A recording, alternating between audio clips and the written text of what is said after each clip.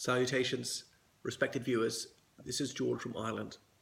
This video is about Sean Hannity's imbecilic comparison of Michael Cohen to Brutus. So Michael Cohen, who was Trump's lawyer for 11 years, is now a cooperating witness with the FBI, pleaded guilty to several charges, campaign finance relations pertaining to the 2016 presidential election. And Hannity said that it seems like Michael Cohen is auditioning for the role of Brutus in a prison play. So I detect some schadenfreude about the fact that Cohen's going to prison for around 6 years, which is far shorter than it would have been if he hadn't pled guilty and isn't playing ball with the FBI. So he's pled it down a lot, so he's obviously given them some very valuable evidence. But what's so foolish about Hannity making that comparison? Well, I think that Hannity does not bear his erudition lightly, and he wants to hint that he knows a bit about the classics, but he's too ignorant to understand these references. Who was Brutus? Well, you may well know he is one of those who stabbed Julius Caesar to death on the Ides of March 44 BC. So Hannity's implications unmissable that Brutus was shameful, he was a traitor. But no, I mean, Hannity is someone who often valorizes the Founding Fathers and the American Revolution. The Founding Fathers idolized Brutus. Most revolutionaries did at the time. Most people who wanted republics wanted someone like a Brutus figure. They'd keep a bust of Brutus on their desk. They regarded him as a hero because he put patriotism and duty before personal friendship. And he and his coterie was known as liberators for the assassination of Julius Caesar. If Hannity is going to mention Brutus's name, he ought to know who Brutus killed, Julius Caesar. Caesar, at the time, the late 18th century, was viewed by many people as a military dictatorship, as very terribly bad news, who was undermining Rome's constitution.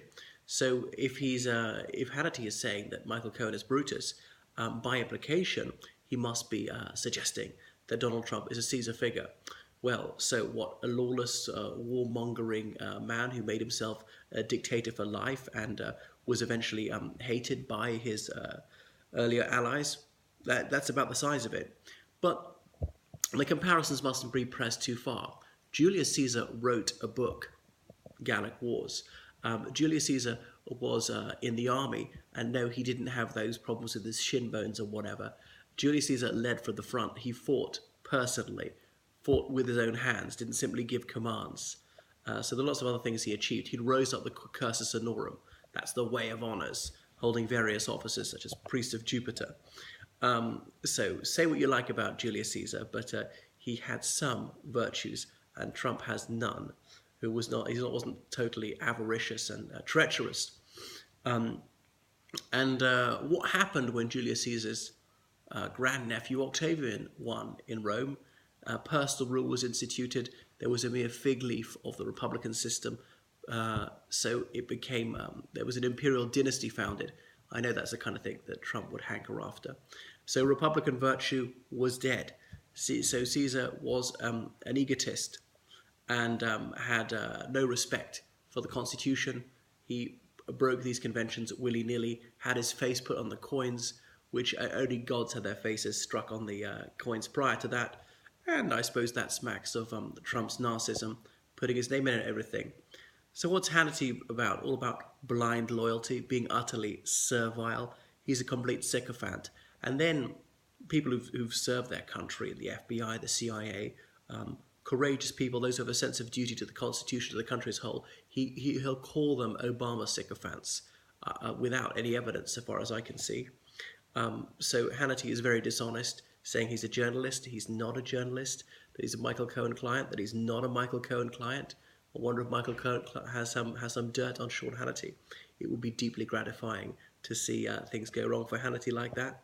So sometimes Hannity puts on his sorrowful face. He's such a victim. He's suffering so much. Those of his ilk have such a hard time. Poor Sean Hannity. There we are.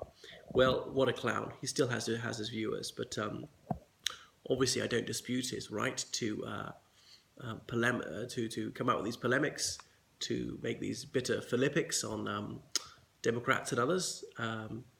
Does he have some entertainment value? Well, not very much. There we are. Overall, I think it's part of a wider malaise at Fox News and InfoWars and things like that, where there's a disregard for the truth.